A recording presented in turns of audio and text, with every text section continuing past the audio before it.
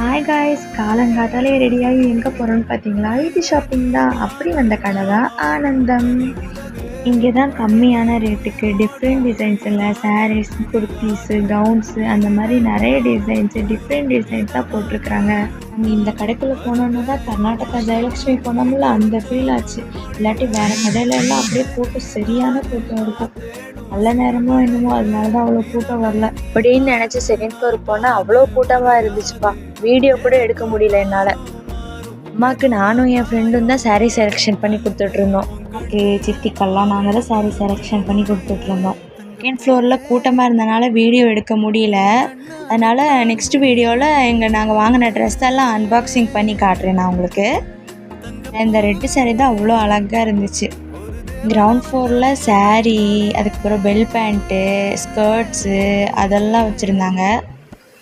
ரம்ஜான்னால் நல்லாவே ஆஃபர் போட்டிருந்தாங்க. அதுக்கு தகுந்த மாதிரி எடுத்துக்கிட்டோம் நாங்கள். விற்கிற பொம்மைக்கெல்லாம் ஒரு ஹாய் சொல்லிட்டு க்ரீன் கலர் சாரீ கட்டியிருந்த பொம்மை தான் சோகமாக இருந்த மாதிரி இருந்துச்சு.